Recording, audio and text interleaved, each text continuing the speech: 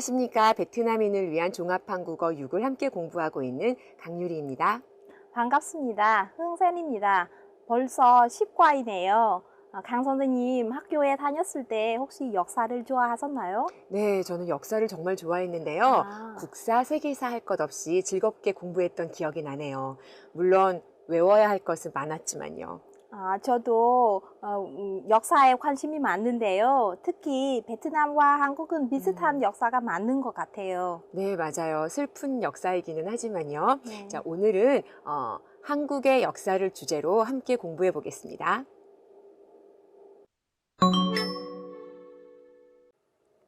네, 먼저 주제와 관련된 어휘를 공부해 보겠습니다. 시대 관련 어휘들을 보실 텐데요. 선사시대라는 말이 있어요. 선사라는 말은 사가 역사의 사자예요. 그래서 역사의 앞에 오는 시대, 그러니까 역사가 없었던 시대를 이야기합니다. 선사시대를 보시면은 몇 개로 나누어서 이야기할 수가 있는데요. 우리 단어에 소개된 이런 단어들이 나와 있죠. 그래서 어떤 도구를 썼느냐에 따라서 구석기 시대, 신석기 시대, 청동기 시대, 철기 시대 이렇게 나누어서 구분하고 있습니다.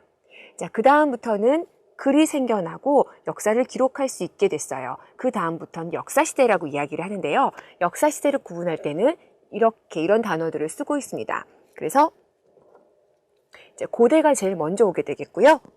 그 다음에는 중세, 그리고 근대, 그리고 우리가 지금 살고 있는 또는 지금과 굉장히 생활 양식이 비슷한 때를 모두 포함해서 현대라고 이야기합니다.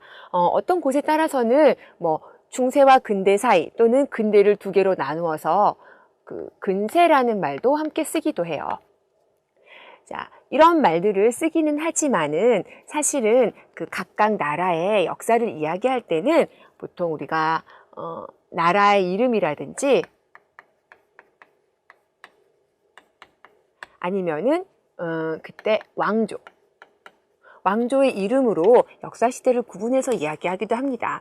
뭐 고대 시대 같은 곳을 보면은 한국에서는 뭐 고조선이 있었던 때라고 고조선이란 나라가 있었던 때를 이야기하거나요. 아니면은 우리 베트남 같은 경우에는 제가 써왔는데 뭐 홍방 왕조 맞나요? 라든지 이런 또는 뭐 응오 왕조가 나오기 전까지를 고대 시대라고 한다고 해요. 자, 그러면 다음 어휘는 역사 개관 관련 어휘를 보실 텐데요. 개관이라고 하는 것은 이렇게 자세하게 보지 않고 그 전체를 대강 볼 때를 개관이라고 이야기합니다. 그래서 먼저 여러분 건국하다라는 단어가 있는데 나라를 세우다라는 말이죠. 그래서 자, 제가 여기다 한번 써볼게요. 먼저 나라를 세웁니다. 건국을 하게 돼요. 자, 그 다음에는 나라를 세웠으면 그 나라에 누가 이제 대표라든지 나라를 다스리던 사람이 있겠죠. 이렇게 다스린다라는 것을 통치하다라고 해요. 자, 건국하고 누군가가 나라를 다스리면서 통치를 하게 되죠.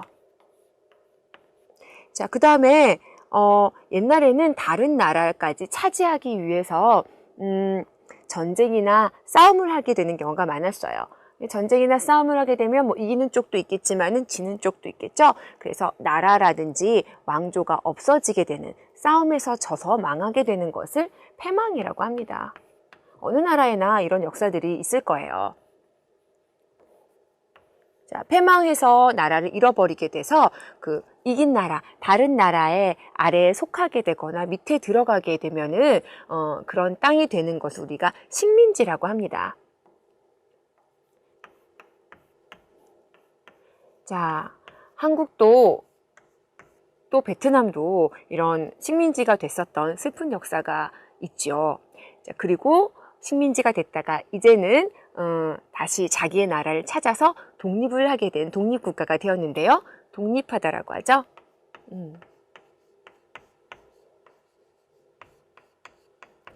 자, 그래서 뭐 우리나라는 언제 건국을 했고요. 누가 통치해서 다스렸습니다. 그리고 뭐 전쟁이라든지 무엇 때문에 나라가 패망하게 되어서 어떤 나라의 식민지가 된 적도 있었어요.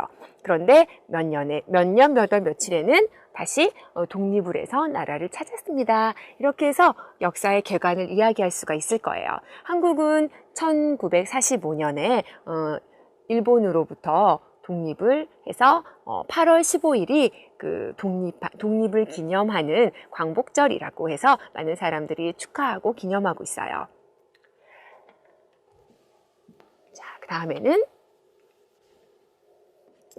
단어를 보시면 전쟁과 관련된 어휘들을 함께 공부해 볼 텐데요. 어느 나라에나 전쟁의 역사는 다 있을 거라고 생각을 해요. 사람들이 그 아주 옛날부터 끊임없이 그리고 지금까지도 전쟁을 해오고 있죠. 전쟁을 하는 이유는 여러 가지가 있어요. 어떤 종교적인 문제도 있었고요. 사상이나 이념에 대한 문제도 있었고, 아주 옛날에는 그 다른 나라의 땅을 빼앗기 위한 전쟁을 많이 했는데요. 물론 지금도 하고 있는 곳도 있지만요.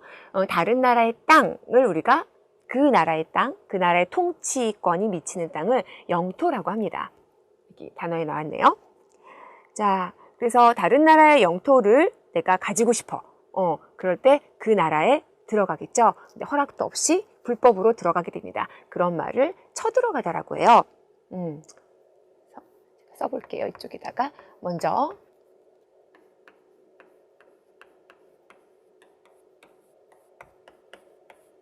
쳐들어가다라고 하는데 똑같은 말이 있어요. 여기에 침략하다라는 말이 있는데요. 똑같은 뜻으로 쓰이기도 합니다. 불법으로 다른 나라의 마음대로 들어가는 거예요. 이제 전쟁이 그때부터 시작되게 되는 거죠. 그래서 침략하다라고 해요. 네, 침략을 하게 되면은 이제 그 나라 땅에 들어가서 자리를 잡고 있게 되는데, 그것을 점령을 하다라고 해요. 그 나라에 들어가서 자리를 잡아요. 점령을 합니다. 자, 그 다음에는 그 나라에 이제 아까 통치하다 배웠죠. 통치를 하게 되죠. 그 나라에서 통치를 하고 다스리게 되는 것을 우리가 지배를 하다라고 해요. 지배하다. 자, 그래서 전쟁이 나게 되면은 쳐들어가다가 죄송해요. 여기 하나 빠졌어요. 쳐들어가고 그 다음에 똑같은 말 침략을 해서 그 땅을 점령을 하고 그 다음에 그 땅을 지배를 하게 되겠죠. 이거는 이제 전쟁을 일으킨 곳이 하게 되는 거고요. 반대로 내가 이런 것을 받게 되면, 피해를 받게 되면은 침략을 당하다라는 말을 할 수 있겠어요. 여기 나왔네요. 침략을 당하게 되고 그 다음에 점령을 마찬가지로 당하게 돼요. 여기는 하다만 나와 있는데 점령도 당하다를 쓸 수 있고요. 그 다음에 지배도 당하다 쓰고 받다도 쓸 수 있습니다. 자, 그 다음에 계속해서 여기 계속 제가 쓴 말들이 나오는데 다시 한번 보세요. 침략하다, 쳐들어가다, 똑같은 말, 그리고 점령을 하고 그 다음에 지배를 하게 되죠. 자, 계속해서 역사적 사건 관련 어휘들을 볼 텐데 중요한 말로 혁명이라는 말이 나와요.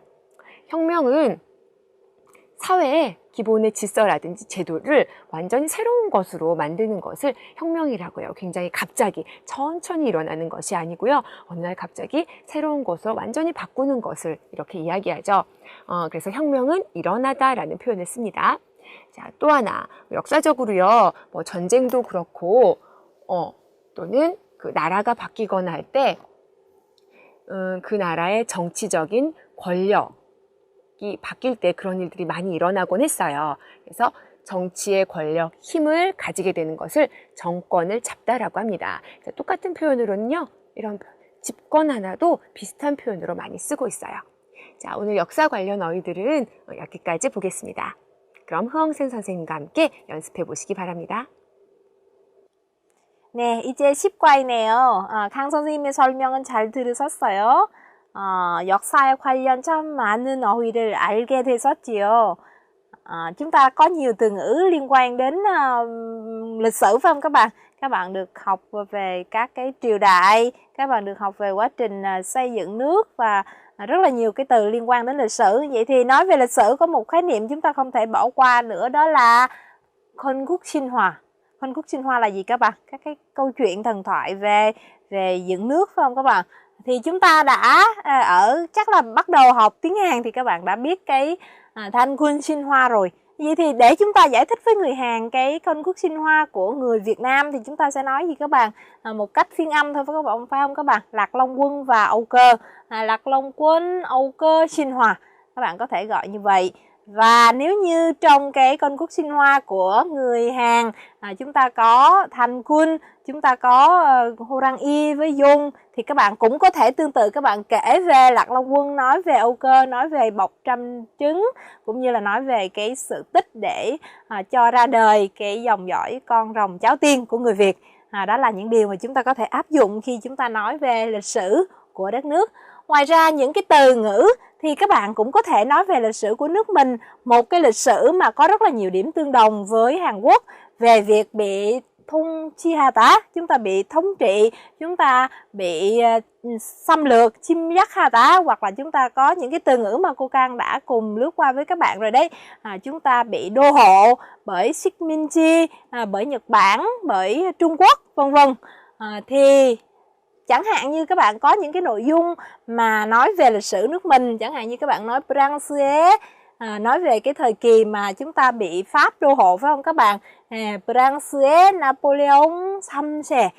Thì Napoleon đời thứ 3 đã bắt đầu cái việc cai trị nước Việt Nam của chúng ta như thế nào? Chúng ta có từ công chất Hà Tả, công chất Hà Quốc. Bắt đầu từ đâu các bạn? John Palbeck, Oshipalion, Đà Nẵng. Bắt đầu từ Đà Nẵng đã bị không chất Hà Tả, rồi bị tiếp theo là Sài Gòn. Đây là những cái cách phiên âm hay các bạn, các cách phiên âm những cái địa danh hay những cái tên người ra tiếng Hàn thì các bạn cũng cần phải biết để khi nói về lịch sử thì các bạn sẽ có thể viết được. Napoleon hay là chúng ta có France hay Sài Gòn là thành phố Hồ Chí Minh bây giờ, đúng không các bạn? Trong nhân hayotta, thì những cái từ ngữ như là công chất hà ta, trong nhân hayotta, trong nhân hayotta, chúng ta có không nhắc hayo, chúng ta có 식민지가 되었다. Đây là một cái đoạn ngắn mà nói về cái quá trình của nước Việt Nam chúng ta bị đô hộ bởi thực dân Pháp như thế nào. Và suốt đến 제2차 세계대전, đến thời kỳ đến đại chiến thế giới lần thứ 2 thì chúng ta đã bị France dưới cái sự đô hộ của Pháp thung chi hayotta. Thì đây là những cái từ ngữ về lịch sử, về số phận của đất nước mà chúng ta có thể kể lại, có thể nói về lịch sử của đất nước mình. Các bạn vận dụng những cái từ ngữ liên quan đến lịch sử như vậy nhé các bạn, và chúng ta có thể vận dụng vào các cái phần viết giới thiệu về đất nước hay giới thiệu về những cái sự kiện lịch sử của đất nước nữa.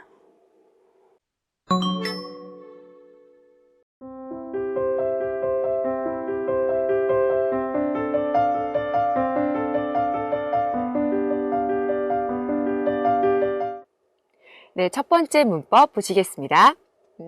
무엇, 니은, 는, 다는 점에서 라는 문법인데요. 이 문법에서는 이 앞에 부분, 뭐뭐뭐 한다, 이 부분에는 어떤 것에 대한 특성을 먼저 이야기해줘요. 일단 특성이라고 써볼게요. 자, 이런 특성이 있어서 그 다음에 이 뒤에 부분에서는 이런 점에서 어떻다라는 그 사실에 대한 평가를 이야기한다든지 아니면은 어떤 결론들을 이야기해 줍니다. 무슨 말인지 잘 느낌이 안 오시죠? 예문부터 먼저 보겠습니다. 자, 이 수술법은 수술 후에도 외관상 흉터가 남지 않는다는 점에서 여성들에게 인기가 많다. 앞에 부분, 그렇죠? 수술법은요, 수술 후에도 외관상 하면은 겉으로 보기에는 흉터, 어떤 상처 뒤에 남은 자국들을 흉터라고 하죠. 남지 않는다는 점에서 그래서 이런 특성들이 있어요. 이 수술법에는. 그 결과로 여성들에게 인기가 많다. 자, 이런 평가를 받고 있거나 이런 결론이 나왔다라는 뜻으로 쓰이고 있어요. 자, 다른 것도 한번 볼게요. 보실까요? 한글은 독창적이고 과학적인 문자 체계를 갖고 있다는 점에서 여기까지 특성을 얘기했죠. 한글의 특성. 그래서 여러 언어학자들로 하여금 높은 평가를 받고 있다. 그래서 뒤에는 어떤 평가를 받았다는 이야기를 쓰고 있네요. 자, 여기서 보시면 앞에 이런 특성이 있어서 뒤에 어떻다라는 말이 나오는데 보통 누구누구에게 어떻다라는 말이 나오거나 여러 언어학자들로 하여금 이것도 마찬가지죠. 여러 언어학자들에게 높은 평가를 받고 있다 해서 뒤에 어떤 사람이 나오게 되면은 에게라든지 하여금이라는 말이 나올 때 좀 자연스럽습니다. 자, 그러면 뒤쪽에서 다른 예문도 한번 보실게요. 자, 창덕궁은 조선시대의 궁궐로서 무엇보다 그 원형이 거의 그대로 남아있다는 점에서 창덕궁은요, 조선시대에 왕이 살았던 궁의 이름이에요. 그런데 한국에서는 뭐 전쟁도 있었고 또 세월이 많이 지났기 때문에 훼손된 건축물들이 많이 있거든요. 그런데 이 궁은 그 원형이 그대로 남아있다는 그런 특성이 있어요. 그 점에서 어때요? 뒤에 어떤 평가, 가치를 이야기해주고 있네요. 문화유산으로서의 가치가 매우 크다. 이렇게 얘기해주고 있습니다. 자, 그러면은 요 문법에 대한 연습 후엉센 선생님과 함께 해보시기 바랍니다. Bây giờ sang phần văn phạm. Thì mẫu văn phạm đầu tiên các bạn đã được nghe giảng như thế nào rồi? Đó là mẫu văn phạm gì hả các bạn? Với nghĩa như thế nào? Đúng rồi, đó là một mẫu văn phạm mà chúng ta nói về một cái nguyên nhân ở một cái điểm gì đó, bởi một cái điểm gì đó, hay bởi một cái đặc trưng, hay bởi một cái đặc tính nào đó, cho nên là dẫn đến một cái kết quả. Vậy thì với một động từ hay tính từ cộng với niên hoặc là ninh, thà, ninh, cho, mè, so, chúng ta có một câu ví dụ. Các bạn thử làm sao là tiếng Việt khó với người Hàn. Người ta hỏi mình tiếng Việt có khó không? Rất nhiều người Hàn hỏi các bạn như vậy đúng không ạ? 베트남어는 어려워. Như vậy thì các bạn sẽ trả lời như thế nào? Tiếng Việt khó với người Hàn ở điểm, có nghĩa là ở cái điểm nó có 6 cái dấu, 6 cái thanh điệu thì khó với người Hàn. Vậy thì 6 thanh điệu là gì các bạn? 육개의 성조, hoặc là chúng ta nói là 육성, được không các bạn? Đó. 베트남어는 베트남어는 6개의 성조를 갖췄다는 점에서 한국인에게 어려운 언어이다. Đây là một cái ngôn ngữ khó với người Hàn, bởi vì cái lý do rằng là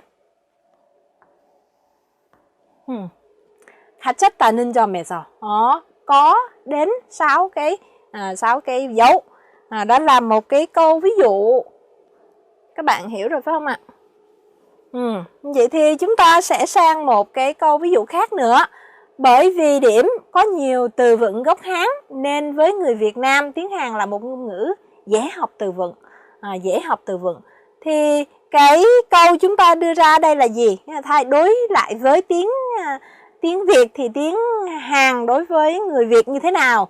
Chúng ta nói là cái điểm chúng ta nêu ra là bởi vì cái lý do là có nhiều từ vựng gốc Hán. Nhiều từ gốc Hán là gì các bạn? 한자 어휘가 많다. 많다 là tính từ, cho nên là chúng ta dùng 많다는 점에서 베트남 사람들에게 비교적 어휘 학습이 쉬운 언어이다. Được không các bạn? Nghĩa là ở cái điểm bởi vì tiếng Hàn Quốc có nhiều cái từ gốc Hán, cho nên là nó là một ngôn ngữ dễ học từ vựng đối với người Việt Nam. Chúng ta ứng dụng cái mẫu câu này vào và chúng ta có thể làm được nhiều cái câu mà chúng ta có ở một cái điểm nào đó đưa ra một cái nguyên nhân. Một nội dung nữa, chúng ta có cái tình huống như thế này. 이 논문에서는 문제 제기 là gì các bạn? Đưa ra vấn đề, đúng không? Trong phần đọc thì chúng ta hay tìm cái phần 문제 제기 đó. 그치는 것이 아니라 현장에서 활용할 수 있는 해결 방안은 방안 thì thế nào các bạn? 방안을 cũng có thể dùng chữ 제시하다, 구체적으로 제시했다. Chúng ta dùng nhiều lần cái chữ 제시, các bạn có thể thấy được là đưa ra cái vấn đề gì đó. Thì ở cái luận văn này thì bởi vì nó đưa ra được một cái phương án giải quyết cụ thể, cho nên là nó có giá trị hay là nó được đánh giá cao, thì các bạn có thể vận dụng để nói thành một cái câu như là bởi vì cái điểm gì đó 이 논문에서는 문제 제기의 끝이는 것이 아니라 현장에서 활용할 수 있는 해결 방안은 구체적으로 제시했다는 점에서 높은 평가를 받았다. Lý do nó được đánh giá cao là gì? Đó là nó có thể đưa ra một cái phương án giải quyết mà có thể vận dụng được một cách cụ thể. Như vậy thì đây là cái lý do, và cái lý do này được dùng với mẫu câu này. Chúng ta sẽ sang mẫu câu thứ hai và các bạn sẽ gặp lại cô Căng để nghe giải thích trước khi chúng ta gặp lại để làm phần luyện tập. 예, 두 번째 문법, 무엇무엇으로 말미암아를 함께 보겠습니다. 자, 먼저 우리 교재 182쪽에 있는 예문부터 함께 볼게요. 그 나라는 잦은 내전으로 말미암아 국토에, 여기 어떻게 읽을까요? 3분의 2 이렇게 읽습니다. 3분의 2 이상이 황폐화되었고 사용할 수 없게 됐다는 말이죠. 인구의 3분의 1 이상이 난민 신세가 되었다. 난민이라는 것은 예전에도 나왔을 것 같은데 어떤 그 자연재해라든지 아니면 전쟁 등으로 인해서 집을 잃고 다른 곳으로 가야 하는 사람들을 이야기합니다. 자, 내전은 그 국가 내에서 일어나는 전쟁을 이야기하죠. 그래서 말미암아 국토에 이렇게 됐고 이런 결과가 나왔다라고 하는데 여러분 어떤 뜻일까요? 비슷한 말이 있었던 것 같은데요. 다른 말로 바꿔본다면 그 나라는 잦은 내전, 어떤 말이 있을까요? 때문에? 네, 이런 말 쉽게는 때문에. 그런데 뒤에 나오는 결과가 그렇게 좋은 건 아니에요. 이럴 때 사용하는 문법도 하나 있었는데, 그죠? 무엇으로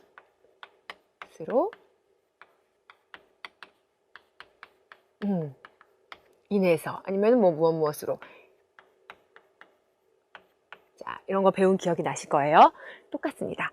똑같이 쓸 수 있어요. 근데 무엇으로 말미암아는 조금 더 이렇게 문어체적인 표현이 조금 더 강해요. 그러니까 발표라든지 아니면 쓰기에서 좀 더 많이 쓸 수 있겠습니다. 자, 그럼 다른 예문도 한번 볼게요. 자, 그는 대통령 취임 후 자유주의적인 여러 개혁을 시도했으나 정계의 부패로 말미암아 인기를 잃고 말았다라는 말이 나오네요. 정계는 배웠죠? 정치 세계를 이야기하죠. 부패는 뭘까요? 정치 세계가 굉장히 썩고 타락했다는 뜻이에요. 이것으로 인해서 부패로 말미암아 인기를 잃고 말았다라고 나와 있습니다. 자, 보통 이 앞에 오는 말은 거의 명사형이 오겠죠? 자, 그렇게 어렵지 않은 문법이니까요. 설명은 여기까지 하고 흐엉생 선생님과 함께 연습해 보시기 바랍니다. Mẫu văn phạm thứ nhất và bây giờ là mẫu văn phạm thứ hai. Các bạn xem này, chúng ta có một mẫu văn phạm đó là 으로 말미암아. Trước đây sẽ là một cái danh từ. Vậy thì cái mẫu câu này được dùng như thế nào? Các bạn sẽ thấy đây là một cái mẫu câu mà nó chỉ ra một cái nguyên nhân. Có quá nhiều mẫu câu chỉ ra nguyên nhân trong cái câu quan hệ nhân quả, phải không các bạn? Nguyên nhân và kết quả. Vậy thì vấn đề là chúng ta sẽ biết được nhiều cái mẫu câu để chúng ta có thể vận dụng được đa dạng, cũng như là khi chúng ta nghe thì chúng ta có thể hiểu được, chúng ta đọc thì chúng ta có thể hiểu được nghĩa của những cái mẫu câu này. Thật ra thì mẫu câu này không có được dùng nhiều lắm trong văn nói và nó có một tí sắc thái là nó hơi cổ. Cho nên là các bạn học và chúng ta biết để chúng ta có thể hiểu. Trước nhất là hiểu 가정교육의 소홀. 소홀 là gì các bạn? 가정교육의 소홀. 소홀 là một sự sao lãng, một sự xem nhẹ. 청소년들의 이탈이 늘고 있다. 이탈 là gì các bạn? 이탈 có nghĩa là cái về vấn đề đạo đức hay vấn đề nhân phẩm mà nó bị lệch lạc, nó bị đi sai đường các bạn ha. Thì vì cái vấn đề sao lãng về giáo dục gia đình, vì xem nhẹ giáo dục gia đình cho nên là 청소년들의 이탈이 늘고 있다. Đây là một cái nguyên nhân. Thì các bạn có thể thấy 으로 말미암아 này sẽ có những cái cấu trúc mà có cái nghĩa khá là giống. Đó là các bạn có thể thấy nó là chúng ta có 때문에, chúng ta có 때문에, hoặc là các bạn có một mẫu câu nữa là chúng ta có hoặc là không có 로 인해. Còn cái gì nữa các bạn? Chúng ta còn một mẫu câu nữa phải không? Các bạn có mẫu câu là rất là đơn giản vẫn có thể diễn đạt được. Rất là đơn giản các bạn vẫn có thể diễn đạt được cái nguyên nhân. Ở đây là những cái mẫu câu mà các bạn có thể dùng tương tự và có thể thay thế cho mẫu câu 말미암아. Vậy thì chúng ta sẽ nối hai cái câu chúng ta có trong cái tình huống này lại. Thì các bạn sẽ có câu như thế nào ạ? 가정교육의 소홀로 말미암아 소홀로 말미암아 청소년들의 이탈이 늘고 있다. Bởi vì cái sự sao lãng của giáo dục gia đình cho nên là cái sự xuống cấp hay cái sự lệch lạc của cái tuổi trẻ trong soñon của các bạn tuổi trẻ thì càng ngày càng tăng cao. Đó là cái nội dung mà chúng ta có thể thấy cái cấu trúc 말미암아 được dùng như thế nào. Một câu nữa các bạn xem đây, vì sự không quan tâm của xã hội. Không quan tâm là gì các bạn? 무관심, được không? Không quan tâm của xã hội mà tầng lớp khó khăn về kinh tế bị bỏ quên đang ngày càng tăng lên. Tầng lớp khó khăn về kinh tế là cái gì bạn? Cái gì các bạn? 경제적. Chúng ta có 경제적인 어려움은 겪고 있는 소외계층. 소외계층, 무관심. Có các cái từ khóa như thế thì các bạn sẽ dùng những từ khóa này để viết lại cái câu tiếng Hàn bằng cách sử dụng cái cấu trúc mang cái tính nhân hỏa này các bạn nhé. Thì câu của chúng ta sẽ có được là gì các bạn? Chúng ta có một câu đó là 사회 무관심으로. Đúng ra các bạn có thể chỉ dùng euro thôi, được không các bạn? Các bạn chỉ dùng euro thôi thì cũng giải thích được cái nghĩa là bởi vì. Nhưng mà mẫu câu của chúng ta là 사회 무관심으로 말미암아 경제적인 어려움을 겪고 있는 소외계층이 갈수록 증가하고 있다. 증가하다 là đang tăng lên, 늘고 있다. Được không các bạn? Vậy thì với cái cấu trúc như thế này chúng ta làm giàu thêm cái vốn ngữ pháp của mình. Một mẫu câu nữa có thể nói về nguyên nhân và kết quả. Và sau đó các bạn sẽ cố vấn để vận dụng vào trong cái phần văn viết sau đây. 183쪽의 말하기를 보겠습니다. 먼저 활용 문장부터 살펴볼게요. 자, 오늘은 경복궁 긍정전이라는 건축물에 대해서 이야기를 하고 있는데요. 이것은 옛날 왕이 살았던 궁궐 안에 있는 건축물 중에 하나예요. 그래서 그 조선시대 건축물을 대표하는 건축물인데요. 자세히 살펴보면 서울의 경복궁 내에 있는 건축물이고 역사적인 의미는 조선을 대표하는 궁궐이라고 합니다. 그래서 역사적 사실을 보면은 1395년에 짓기 시작해서 1년 만에 완공, 공사를 다 마친 거예요. 했지만 불이 났어요. 또 전쟁이 있었어요. 화재와 전쟁으로 모습을 완전히 잃어버렸는데 최근에 들어 다시 복원됐다. 원형을 다시 새롭게 찾았다라는 것을 복원됐다라고 합니다. 자, 우리가 오늘 배운 문법들 무엇무엇으로 말미암아 그리고 그 앞에 뭐뭐 한다는 점에서 어디에 들어가면 좋을까요? 자, 역사적 의미가 나와 있죠. 그래서 이런 의미가 있어서 어떻다라는 사실과 또는 이쪽에서 모습을 완전히 잃어버린 일이 있었어요. 무엇 때문에? 화재와 전쟁으로 말미암아 이쪽에 들어가면 되겠네요. 그러면 대화문 한번 들어보시기 바랍니다. 경복궁 근정전은 어떤 건축물인가요? 경복궁 근정전은 서울의 경복궁 내에 있는 건축물로서 조선을 대표하는 궁궐이라는 점에서 의미가 있는 건축물이에요. 경복궁 근정전에 대해 좀 더 자세히 설명해 주세요. 경복궁 근정전은 1395년에 짓기 시작해서 1년 만에 완공했지만 화재와 전쟁으로 말미암아 모습을 완전히 잃어버렸었어요. 하지만 최근에 들어 다시 복원됐어요. 네, 문법과 표현이 어디에서 사용되었는지 잘 들어보셨나요? 그러면 대화문 한번 살펴볼게요. 경복궁 근정전은 어떤 건축물인가요? 물어보니까 경복궁의 근정전은 서울의 경복궁 내에 있는 건축물로서 어떤 위치를 얘기해주는 문법이었죠. 조선을 대표하는 궁궐이라는 점에서 의미가 있었죠. 그래서 의미가 있는 건축물이에요. 했습니다. 그래서 경복궁 긍정전에 대해서 좀 더 자세히 설명해 주세요 하니까 역사적 사실을 이야기하는데 1395년에 짓기 시작해서 완공했지만 1년 만에 완공했지만은 화재와 전쟁 이 부분 있죠? 으로 말미암아 모습을 완전히 잃어버렸어요. 계속 하지만 최근에 들어서 다시 복원됐어요. 이렇게 해서 대화문이 완성되었네요. 자, 이 대화문 다시 한번 들어보시기 바랍니다. 경복궁 근정전은 어떤 건축물인가요? 경복궁 근정전은 서울의 경복궁 내에 있는 건축물로서 조선을 대표하는 궁궐이라는 점에서 의미가 있는 건축물이에요. 경복궁 근정전에 대해 좀 더 자세히 설명해 주세요. 경복궁 근정전은 1395년에 짓기 시작해서 1년 만에 완공했지만 화재와 전쟁으로 말미암아 모습을 완전히 잃어버렸었어요. 하지만 최근에 들어 다시 복원됐어요. 네, 잘 들어보셨습니까? 계속해서 연습 문제 1번 같이 한번 보도록 하겠습니다. 자, 활용 문장 보시면은 고조선에 대해서 설명하고 있는데요. 자, 고조선은 나라의 이름이었어요. 한국의 그 기원전 2333년에 당군이라는 분이 세운 한국의 첫 나라예요. 그래서 한반도 최초의 국가라고 나와 있네요. 이런 의미가 있고요. 역사적인 사실로는 한국인들이 시조로 여기는, 그러니까 조상의 제일 처음이란 말이에요.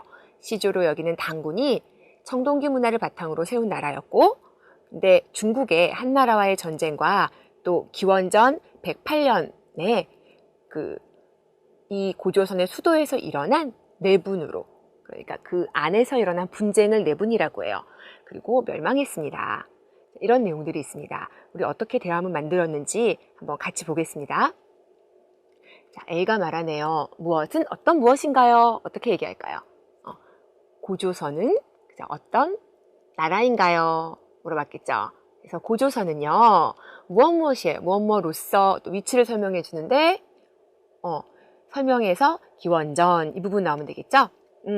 당군이 세운 나라로서 뭐뭐라는 점에서 오늘 배운 표현, 자, 명사가 나오니까요, 다는 아니고요, 뭐뭐라는이 나왔습니다. 명사 어떤 게 나올까요? 그죠? 한반도 최초의 국가라는 점에서 의미가 있는 나라예요. 이렇게 되겠죠. 자, 그리고 더 설명해 달라는 말을 합니다. 고조선에 대해서 좀 더 자세히 설명해 주세요. 하니까 고조선은 어떤 설명 나오면 될까요? 이쪽 부분 나오면 되겠죠. 한국인들이 시조로 여기는 당군이 청동기 문화를 바탕으로 세운 나라예요. 그런데 무엇으로 말미암아? 그죠? 한나라와의 전쟁과 내분으로 말미암아 그다음 어떻게 됐나요? 망했어요. 멸망이라고 합니다. 멸망했어요. 이렇게 되겠네요. 자, 그러면은 지금 대화문 여러분과 함께 얘기해 보도록 하겠습니다. 한번 지우고 얘기해 볼까요, 우리? 네. 자, 그러면은 여러분이 A 하시면 제가 B 해볼게요. 시작하겠습니다. 네, 고조선은요, 기원전 2333년에 당군이 세운 나라로서 한반도 최초의 국가라는 점에서 의미가 있는 나라예요. 그렇죠? 네, 고조선은 한국인들이 시조로 여기는 당군이 청동기 문화를 바탕으로 세운 나라예요. 한나라와의 전쟁과 기원전 108년에 수도에서 일어난 내분으로 말미암아 멸망했어요. 잘 만들어 보셨나요? 그러면 다른 연습 문제들도 여러분 대화문을 만들어서 연습해 보시기 바랍니다. 예, 여러분 강 선생님과 말하기를 재미있게 잘하셨어요. 이제 읽기 시간입니다. Chúng ta sẽ đến phần đọc các bạn nhé. Thì liên quan tới lịch sử, khi nói về lịch sử thì chúng ta sẽ có những cái nội dung liên quan đến quá trình xây dựng nước, giữ nước và cái sự phồn thịnh của đất nước đó. Như vậy thì chúng ta có một cái khái niệm đó là 국경일, những cái ngày vui của đất nước, những cái ngày mà chúng ta thường gọi là những ngày ngày lễ Tết, ngày được nghỉ đấy. thì nó sẽ thể hiện gì qua những ngày đó. Thì đó cũng là một cái nét mà chúng ta nhìn thấy được lịch sử của một đất nước. Vậy thì chúng ta sẽ đọc bài này vẫn theo cái cấu trúc mà chúng ta đã từng đọc. Trước đây các bạn đã đọc một loại văn gọi là 주장 하는 글, là cái loại văn mà đưa ra một cái chủ trương, một cái ý kiến của mình. Thì hôm nay chúng ta chúng ta sẽ làm quen với một cái loại văn khác, đó là 설명하는 글, một cái loại văn gọi là văn giải thích, một loại văn giới thiệu các bạn ha. 설명 là giải thích, nhưng mà nội dung sẽ là đưa ra một vấn đề gì đó và giải thích về vấn đề đó các bạn ha. Các 나라의 국경일을 살펴보면, nếu mà nhìn vào những cái ngày lễ Tết, những cái dịp nghỉ, những cái dịp ngày Quốc khánh của một đất nước á, thì 그 나라의 역사를 엿볼 수 있다. 엿보다 là thế nào các bạn? Có thể nhìn thấy, có thể ngó thấy được. Ở một góc nào đó chúng ta có thể ngó thấy được những cái lịch sử của đất nước đó, thông qua 국경일. Vậy thì 한국의 국경일 역시 마찬가지다. Và những cái ngày 국경, những ngày Quốc khánh của Hàn Quốc thì cũng như vậy, có nghĩa là thông qua đó chúng ta cũng thấy được lịch sử của đất nước Hàn Quốc. Vậy thì chúng ta xem này, 한국 정부가 정한 국경일은, những cái ngày mà được quy định, những cái ngày nghỉ được quy định bởi chính phủ Hàn Quốc là, ở đây sẽ có một sự liệt kê các bạn ha. Thì trong loại hình văn 설명하는 글 thì thường nó dùng cái cấu trúc là liệt kê và giải thích và cung cấp thông tin. 정보를 제공하고 설명하고 또 어떤 정보를 나열하다. Liệt kê ra những cái thông tin. Thì đây chúng ta có 3.1절, 제헌절, 광복절, 그리고 개천절, 한글날, và chúng ta có đây là 모두 5개인데 một sự chuyển ý sang là 그 중, 이 중 가장 오래된 역사. Nhưng mà trong 5 cái ngày đó thì cái ngày mà có cái lịch sử lâu đời nhất là gì hả các bạn? 오래된 역사와 관련된 국경일은, ngày mà có liên quan đến cái lịch sử lâu đời nhất đó là 국경일. Đó là cái ngày mà có cái ngày nghỉ mà có liên quan tới cái lịch sử lâu đời nhất, đó là gì? 개천절. 개천절 là ngày, chúng ta coi coi, chúng ta có một cái khái niệm ở Việt Nam, chúng ta gọi ngày Quốc khánh, chúng ta có ngày 2 tháng 9 là ngày Quốc khánh phải không các bạn? Nhưng mà thật ra thì chữ 국경 đây là Quốc khánh là ngày vui, 국경일 là ngày vui của đất nước, cho nên là ở đây cái khái niệm này được dùng chung cho tất cả những ngày này. Vậy thì 개천절이 어떻게? 개천절은 기원전. Bây giờ thì sẽ nói về cái ngày gọi là 개천절 này, và chúng ta sẽ thấy đây là cái gì liên quan tới 단군이 고조선 세운 날. Rồi vì thế cho nên gọi là 개천이라는 말을 하늘이 열린다라는 뜻이다. Cho nên là vì đó là cái ngày mà liên quan tới cả cái 건국 신화 và có thanh quân, và cái ngày đó là cái ngày mà giống như là ngày khai thiên lập địa vậy các bạn, 개천. Và tiếp theo là gì? Cứ như thế lần lượt thì chúng ta sẽ được giới thiệu những cái ngày trong 5 ngày được nhà nước, được chính phủ Hàn Quốc quy định, đó là 국경일. Ngày thứ hai, 그 다음으로 오랜 역사를 가진 한글날. 한글날 đó là vào năm 1446, ai đã sáng tác ra chữ Hàn hả các bạn? Bảng chữ cái tiếng Hàn đó là 세종대왕. 세종대왕이 한글을 반보한 것을, đã sáng tác ra cái bộ chữ cái tiếng Hàn, và để kỷ niệm cái ngày đó thì cái ngày mà công bố cái bộ chữ cái tiếng Hàn đó thì gọi là ngày 한글날. 그리고 và sau đó là gì các bạn? 3.1절과 광복절 và 제헌절. Đó là 3 ngày còn lại. Thì thay vì giới thiệu 2 cái ngày quan trọng trước với cái lịch sử lâu đời nhất thì chúng ta đã có 2 ngày rồi, và phần còn lại là 3 cái ngày này. Thì sau khi giới thiệu như thế này, Hanguk의 근대사와 관련된 국경일. Ở cái phần từ vựng các bạn đã học rồi, 근대사, được không các bạn? Lịch sử cận đại. Vậy thì với cái lịch sử cận đại này liên quan tới 3 cái ngày còn lại, đó là 삼일절 và gì nữa các bạn? 광복절 và cuối cùng là chúng ta có 광복절 là ngày gì các bạn? Kỷ niệm là độc lập giải phóng ra khỏi cái ách thống trị của Nhật Bản vào năm 1945 phải không ạ? Và cái ngày còn một ngày nữa Machimakuro. Ở đây các bạn thấy yếu tố chuyển ý đây. Machimakuro Chehonjeol vào năm 1948 대한민국 헌법. 헌법 là gì các bạn? Đây là ngày lập ra hiến pháp của nước Đại Hàn Dân Quốc phải không các bạn? 제정하여 공포한 것을 기념하는 날이다. Đó là cái ngày kỷ niệm cái thành lập ra hiến pháp của Hàn Quốc. Vậy thì chúng ta đã xem qua một cái đoạn văn với cái cấu trúc, với cái chức năng là giải thích, giới thiệu cho chúng ta các cái ngày nghỉ, các cái ngày vui, các cái ngày được quy định là ngày nghỉ của Hàn Quốc. Vậy thì với cấu trúc này, các bạn sẽ có một dạng văn là 설명하는 글 và các bạn sẽ ứng dụng một cái cấu trúc như thế. Các bạn có thể nói về những ngày nghỉ của Việt Nam. Những ngày nghỉ của Việt Nam thì chúng ta có những ngày gì các bạn? 베트남의 국경일, 어떤 날이 있는지 한번 글로 쳐보시기를 바랍니다. 이 다음에는 강 선생님과 같이 하는 시간입니다. 네, 쓰기 연습 시간입니다. 오늘 쓰기에서는 대한민국 개관에 대한 글쓰기를 보고 베트남의 개관에 대한 글쓰기 연습을 해보려고 하는데요. 자, 먼저 개관이라는 것은 앞에도 잠깐 설명했는데 전체를 대강 살펴본다는 뜻이에요. 그러니까 어떤 대한민국 역사 개관이라든지 베트남 개관이라든지 이렇게 사용할 수가 있겠습니다. 자, 우리 글의 구성을 한번 볼게요. 여기에서는 공식 명칭과 수립을 먼저 이야기해 주네요. 대한민국의 공식 명칭은 무엇이고 또 수립은 뭘까요?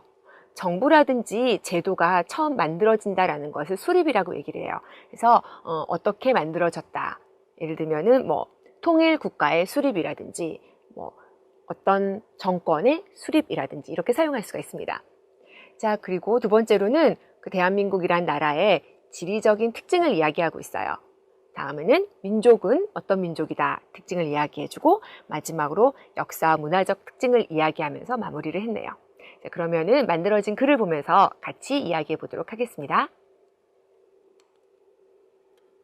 자, 첫 번째 공식 명칭과 수립에는 이런 표현을 쓸 수가 있는데요. 앞에서도 잠깐 이야기했었는데 우리 말하기에서도 나왔었죠. 어떤 위치라든지 지위를 이야기해 줄 때 특히 설명하는 글에 많이 나오는 표현인데 무엇으로서 라는 표현을 써줄 수가 있어요. 자, 보시면 한국의 공식 명칭은 대한민국으로서 1947년 8월 15일에 수립되었다. 간단한 문장으로 얘기했네요. 그리고 지리적인 특징 볼게요. 자, 무엇은 무엇에 달한다 라는 표현을 줬는데 어디에 쓰였느냐면은 우리가 면적을 이야기할 때 얘기를 하고 있어요. 그래서 한국이 어디에 위치하고 있는지 아시아 대륙 동쪽 끝에 위치하며 그죠?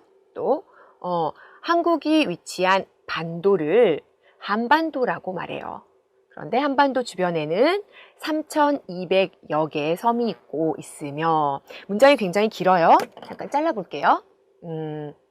끝에 위치하며 자를 수가 있겠죠? 그리고 또 한국이 위치한 반도를 한반도라고 이르는데 여기서 한번 잘라줄 수 있고요. 한반도 주변에는 3,200여 개의 섬이 있으며 또 있네요. 그리고 또 대한민국 면적은 이만큼에 달한다 했는데 11만 210 그리고 여기 어떻게 읽을까요?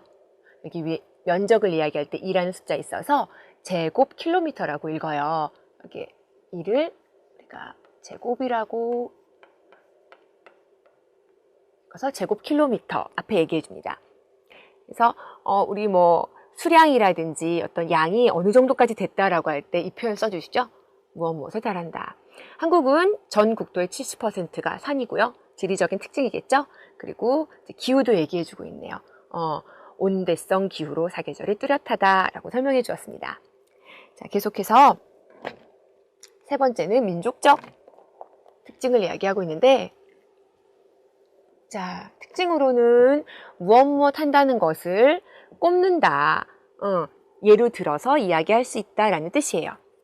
자, 한국의 인구는, 그래서 인구 얘기해주고 있고요. 자, 그 다음에 민족에 대한 것들, 한민족으로 이루어져 있어요. 자, 그리고 이들이 사용하는 언어도 얘기해주네요. 한국어를 모두 사용하고 있고, 또 문자, 우리 배웠었죠? 한글 사용하고요. 그다음에 주식을 무엇으로 한다? 베트남과 똑같죠? 쌀을 주식으로 하고요. 김치와 같은 매운 음식을 즐겨 먹는다까지 해서 민족이 무엇을 먹으며 어떤 언어를 사용하며 하는 것까지 이곳에 다 설명해 줄 수 있습니다. 자, 그리고 한민족 특징으로는 또 벼농사를 중심으로 하는 농경 문화의 영향으로 부지런하고 인정이 많고 인내심 강하고 단결을 잘한다는 것을 꼽는다라고 해서 오늘의 표현 뭐뭐뭐 이러이러한 것들을 선택해서 예를 들어서 얘기할 수 있습니다. 자, 그래서 이쪽에서는 또 민족이 가지는 민족적 특징을 이야기해주고 있네요. 자, 계속해서 다음은 역사 문화적 특징을 쓰고 있는데요. 자, 사용한 표현으로는 무엇의 영향으로 무엇을 매우 중시한다, 중요하게 생각한다 이 표현을 쓰고 있어요. 자, 글을 보시면 당군이 기원전 2333년에 세운 고조선에서부터 오늘날 대한민국에 이르기까지 5000년의 굉장히 오래된 역사, 유구한 역사를 가지고 있다. 그 다음에 이제 종교적으로는 샤머니즘과 불교, 유교, 기독교 등의 영향을 골고루 받았는데 가장 초기 고조선 때는 샤머니즘이 있었어요. 그 다음에 이제 역사적으로 계속 불교, 그 다음에 조선시대는 유교, 그 다음에 현대에 들어와서는 기독교 이렇게 영향을 받아왔는데,